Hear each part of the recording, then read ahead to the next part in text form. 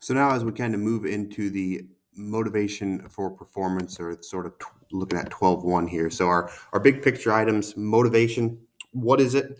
Why is it important? And then we take a look at the four major perspectives on motivation. We'll take a little bit of an overview on those as we get going here. So, what is motivation? And how does it work? So, motivation is defined as the psychological process that arouse and direct goal directed behavior. Motivation is difficult to understand because you can't actually see it or know it in another person. It must be inferred from one's behavior. So, the individual personal factors that employees bring to the workplace range from personality to attitudes. Extrinsic rewards given by others. An extrinsic reward is the payoff, such as money, a person receives from others for performing a particular task. Extrinsic motivation is driven by receiving a valued reward from another person or entity.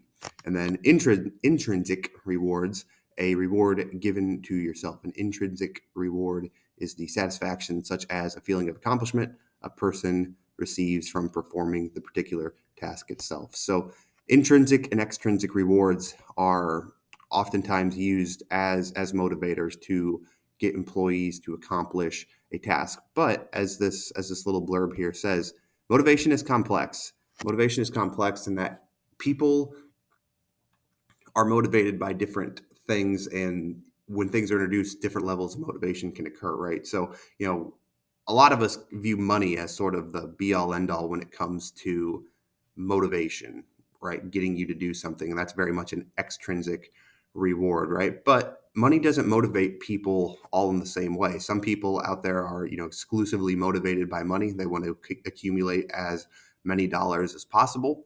And that's kind of the way that you speak to those employees, those people on that level. You motivate them through offering a salary, offering rewards, offering bonuses. But then there are intrinsic rewards too, where a lot of people derive a lot of joy from intrinsic rewards, where they love to help people.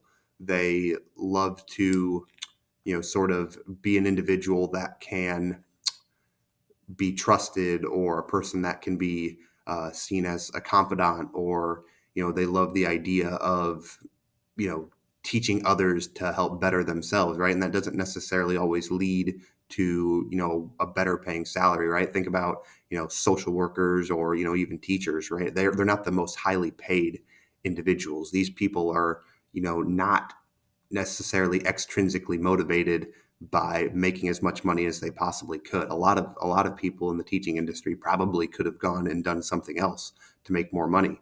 However, whenever they were just kind of deciding on what they wanted to do with the rest of their lives, they weren't exactly extrinsically motivated by accumulating as many dollars as possible. They were more intrinsically motivated. They liked seeing the joy of helping students learn, of watching kind of the light bulb for a student go from not understanding a concept all of a sudden understanding a concept and feeling really good about themselves. So it's complex because motivations can change over time. There's a lot of personal contextual factors that go into motivation. And as a manager, it's one of those things where you really have to know your people in terms of, hey, how can I get Jimmy to do this project, or how can I speak to you know Jennifer on how to accomplish this certain task, and really appeal to her intrinsic and extrinsic motivations, right? So you have to understand, that this is a complex situation, complex system. An integrated model of motivation. So you can see there the personal factors, and this is also on your book on page 513. Your personal factors, so personality, ability, self-evaluations, emotions, attitudes, needs, values, and work attitudes. So those are personal factors. And then contextual factors: organization, cross-cultural values, the physical environment, rewards and reinforcement, group norms, communication technology, leader behavior, organizational development, organizational climate, job design, and HR practices. So all of these factors that can come into play when figuring out the motivation and employee engagement of an individual or group of people. And that's why we sort of talk about why it's so important as an organization to sort of have those pillars, have a strong culture, have leaders that, are going to, lead their people in a, fair and proper manner. It's all about, communication, having rewards, reinforcement. That's why we talk about why it's so important to have those contextual factors, because, employees, they pick up on those contextual factors. And if you have a strong culture, if you have people with well-defined jobs and well-defined job designs, that can go a long way towards alleviating stress, but it can also go a long way towards motivating employees to be like, this is what I have to do. This is how I'm going to be compensated. This is the joy that I'm going to get from those jobs. And it's very important that, individuals understand that. So those contextual factors are things that management and ownership can control, creating those strong contextual factors that can help employees be motivated, employees be engaged. The personal factors, those are more on, of course, the person, because they are the personal factors. However, if you want to go a step further with managers, they can actually work to, hire people that, fit the culture, fit the values, fit the norms of the group. And then that can also kind of feed on itself to become more than the sum of the whole of its parts, right? Where, you can, get people in that are already going to fit, and that motivation is going to sort of build on itself as we go. Figure 12.2. This is a simple model of motivation, also on page 513. So we have the unfulfilled need. So the desire is created to fulfill a need, as for food, safety, and recognition. And then motivation, you search for ways to satisfy that need. Behaviors, you choose a type of behavior you think might satisfy the need. And then the reward, the two types of rewards satisfy the needs, the extrinsic or intrinsic. And then you have the feedback for that situation to be used. Yeah. The four major perspectives on motivation, just a brief overview on that. Our four major perspectives on motivation are content theories, process, job design, and reinforcement. No single theory accepted by everyone as to what motivates people. So with the content theories emphasize needs as motivators. So Maslow's hierarchy of needs has the 5 levels to be met in order. McClelland's acquired needs theory posits 3 needs for achievement, affiliation, and power. And then Deci and Ryan's self-determination theory assumes people seek innate needs of competence, autonomy, and relatedness in order to grow. Herzberg's 2-factor theory differentiates hygiene factors and motivators that determine work satisfaction and dissatisfaction. So with content theories, and we've seen here some well-studied individuals between Maslow, McClelland, Deci and Ryan, and Herzberg, that the needs of individuals are sort of that bedrock for motivating people to accomplish tasks, to provide for themselves, for their families. They believe that, those needs are the ultimate motivator. And then we take a look at the theories. So process theories. So process theories focus on thoughts and perceptions that motivate behavior. So equity justice theory proposes that people seek fairness and justice in their interactions and relationships. Expectancy theory says people are motivated by how much they want something and how likely they think it is that they will get it.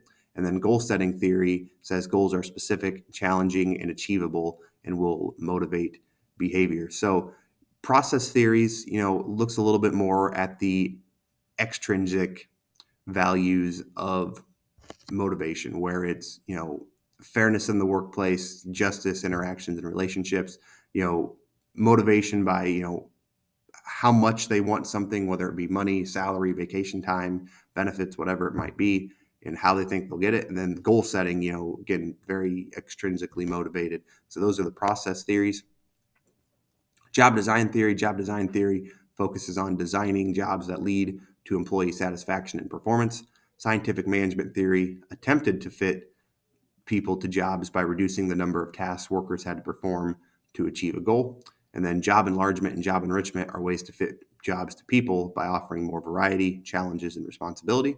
And then job characteristics, the job characteristics model is an outgrowth of job enrichment that traces the effect of 5 job characteristics on employees' psychological states and work outcomes. So with job design, it became more about understanding your employees and then putting them in the correct position to get the most from their jobs and be the most motivated for their jobs. So, if you're a person with, a person who maybe can't handle a lot of tasks, at the same time, you're going to look at them and try to reduce the number of tasks and, and have them perform to achieve, maybe a singular goal or maybe 2 goals, right? Some people, very much are kind of narrowly focused like that. But then you have other individuals who are like, yeah, I want the variety, I want the challenge, I want the responsibility. So how can we fit those jobs to people do? So understanding job design theories, understanding your people, then you can then go out and accomplish more by fitting people to those jobs, and then those people in turn will be motivated to accomplish those tasks. So job design theory, understanding the jobs put forth by individuals, very important when it comes to understanding motivation and ultimately getting the most out of your employees. And then we have reinforcement theory. So reinforcement theory is based on the notion that motivation is a function of behavioral consequences and not unmet needs. All right.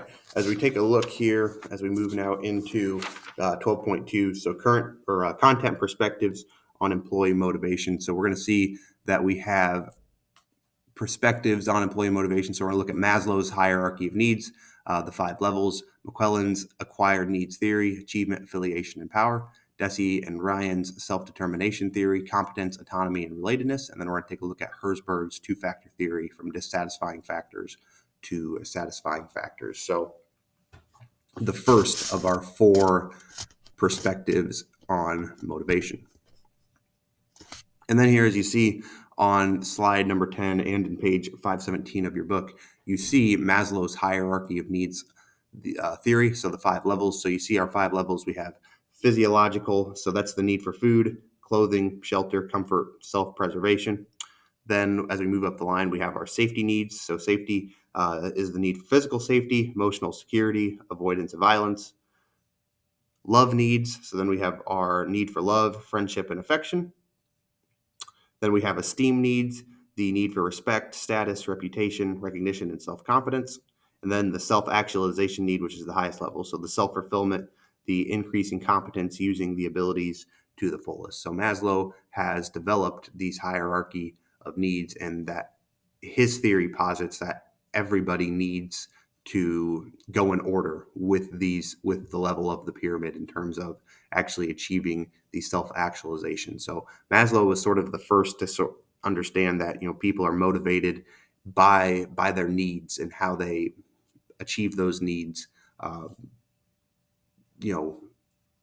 can obviously vary on what sort of job that they do, or what they're involved in. But Maslow at a core theory believed that the needs were met in order in his 5-step pyramid, excuse me.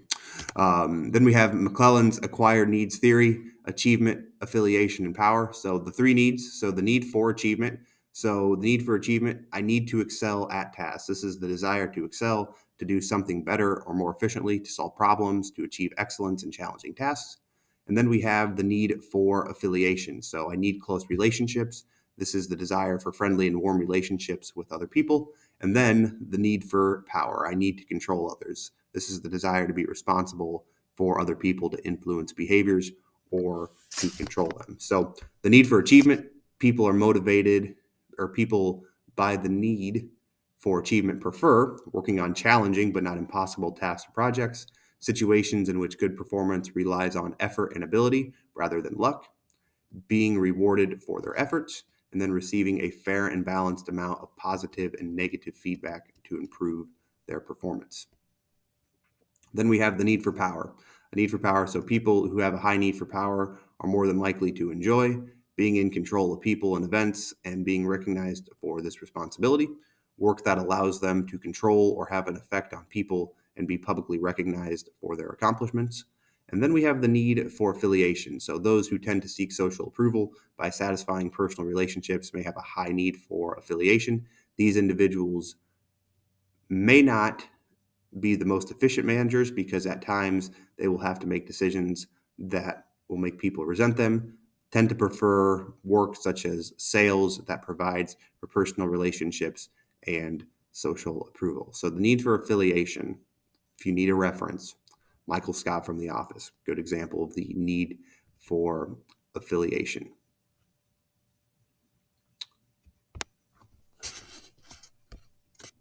You can see here, figure 12.4, McClellan's 3 needs. You can see these on page 518 in your book. So a well-balanced individual, is going to have achievement, affiliation, and power that are of equal size. Okay, they're all going to sort of, and that's the top right-hand photo, where they're all about equal. This is going to be the showing of a well-balanced manager. But a control freak individual would be an example of achievement is normal, but affiliation is small and power is large, right? So some of those people who really enjoy the power dynamics of being a manager, this would be somebody who would kind of be shown, in at least to McClellan's model of 3 needs, as a control freak. So you ultimately want to strive for a nice balance between the 3.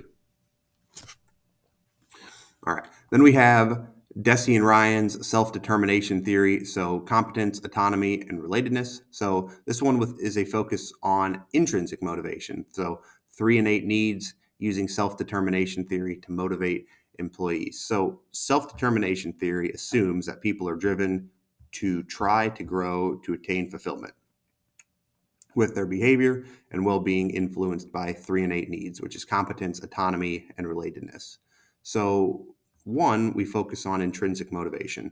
So self-determination theory primarily focuses on intrinsic motivation and rewards, such as feeling independent, rather than extrinsic motivation and rewards, such as money or fame. Then we have our 3 and 8 needs. We have competence. So I want to feel a sense of mastery. So people need to feel qualified, knowledgeable, and capable of completing a goal or task to learn different skills. Autonomy, I want to feel independent and able to influence my environment. So people need to feel they have the freedom and the discretion to determine what they want to do and how they want to do it.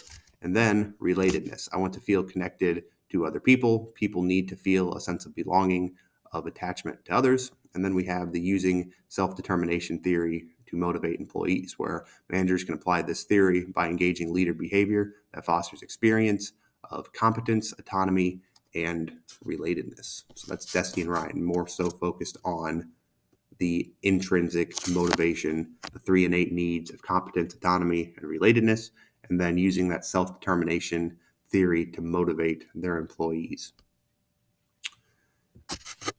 And then we have Herzberg's 2-factor theory, from dissatisfying factors to satisfying factors. So we have 2 factors. We have hygiene factors versus motivating factors, and then using 2-factor theory to motivate employees. So Herzberg's 2-factor theory, which proposed that work satisfaction and dissatisfaction arise from 2 different factors: work satisfaction from motivating factors and work dissatisfaction from hygiene factors. So the lower level needs, which are the hygiene factors, are associated with job dissatisfaction. So salary, working conditions, interpersonal relationships, and company policy, all of which affect the job context in which the people work.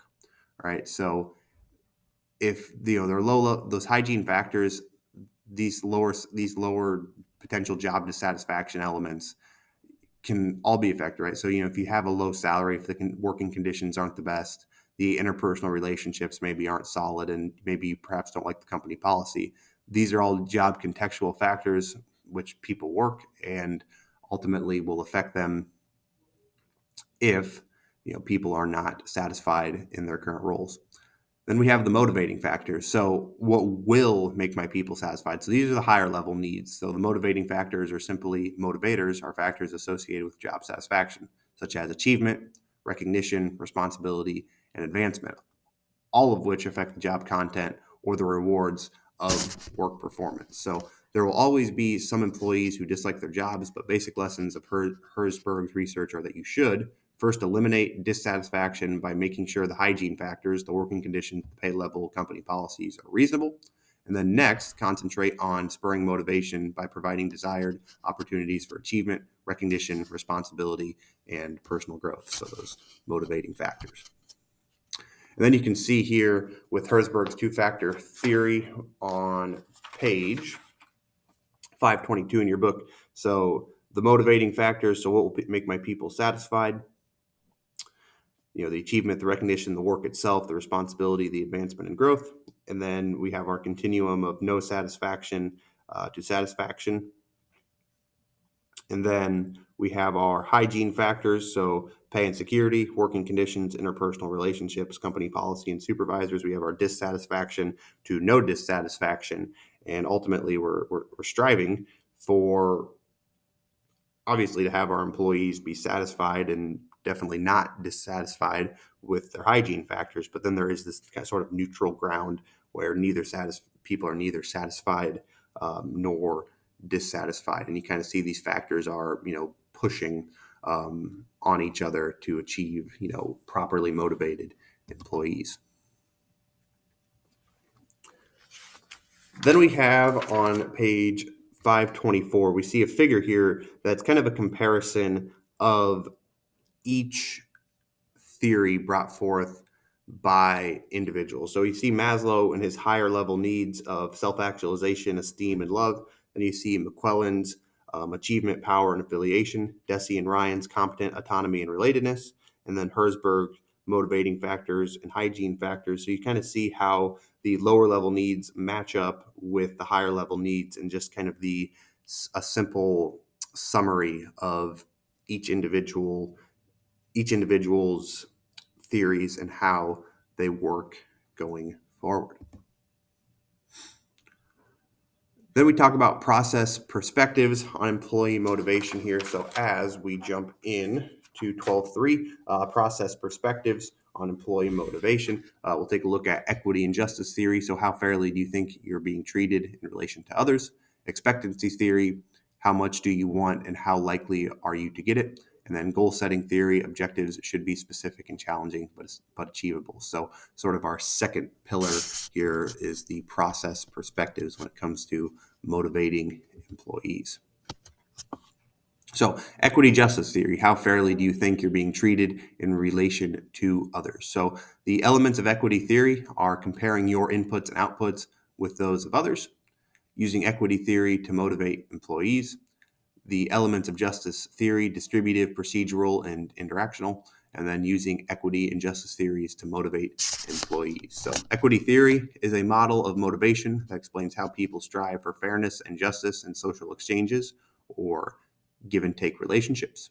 Equity theory is based on cognitive dissonance, the psychological discomfort people experience between their cognitive attitudes and incompatible behavior. According to equity theory, discomfort is motivating. It is suggested that the discomfort caused by cognitive dissonance motivates us to take actions and maintain consistency between our beliefs and our behavior. One expert noted, people make work decisions based on what they're being paid and what others around them are being paid.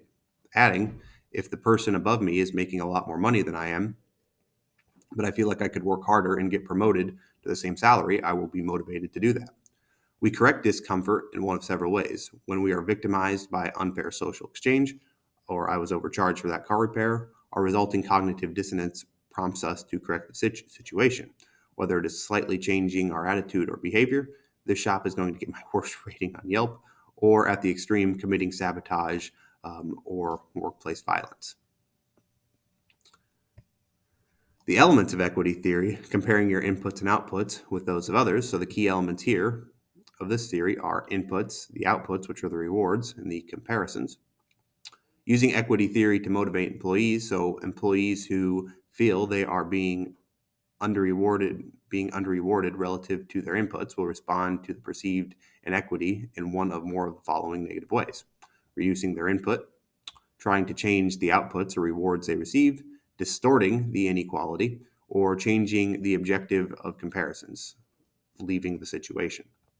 So by contrast, people who think they are treated fairly are more likely to support the organizational change, more apt to cooperate in group settings, less apt to turn to arbitration and to the courts to remedy real or imagined wrongs in an organization. So using those equity theories to managing employees. And then 5, the elements of justice theory. So the distributive, procedural, and interactional. So distributive justice, how fair are the rewards that are being given out?